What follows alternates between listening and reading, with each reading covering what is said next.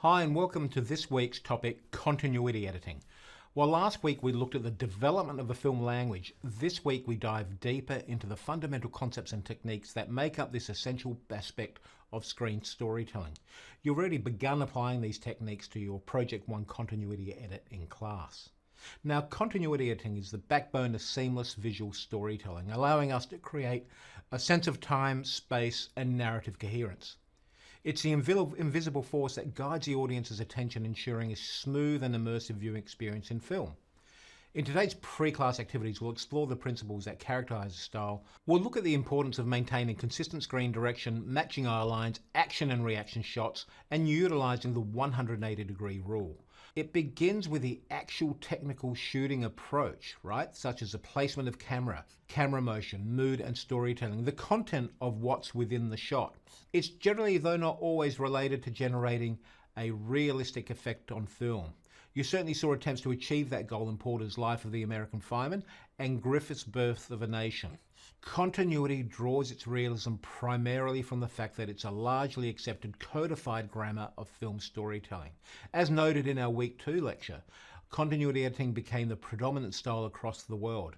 It became known as a classical Hollywood style and still dominates most forms of screen storytelling, including streaming, cinema, advertising, and factual filmmaking. It's also known as the invisible art, as I said, as continuity editing seeks to hide or disappear in the work of art.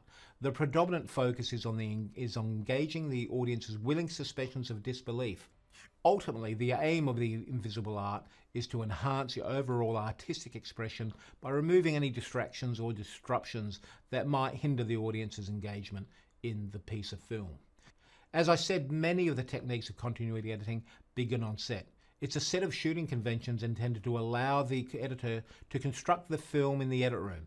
And here are some of them. Firstly, coverage. Coverage simply refers to all the shots that need to be filmed to tell your story, the different angles, the different setups, right? Close-ups, wide shots, etc.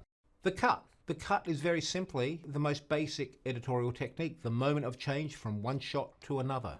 A shot or reverse shot or action-reaction shot is used to depict a cause and effect relationship or a response to an action within a scene. In most cases, it involves two separate shots, the action shot and the reaction shot, which reveals a subsequent response or reaction to that action or line of dialogue from Billy Crystal. A cutaway is a shot or a cut to a shot which adds new information that informs the viewer.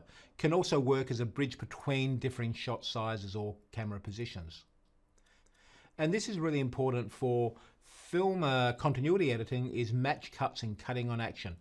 It helps create that seamless and smooth transition between two shots by connecting the action of a character or an object across the edit, so action between two shots appears contiguous. Finally, rhythm. Rhythm is crucial to the screen edit as it influences the pacing, energy, and emotional impact of a scene or the entire film, right?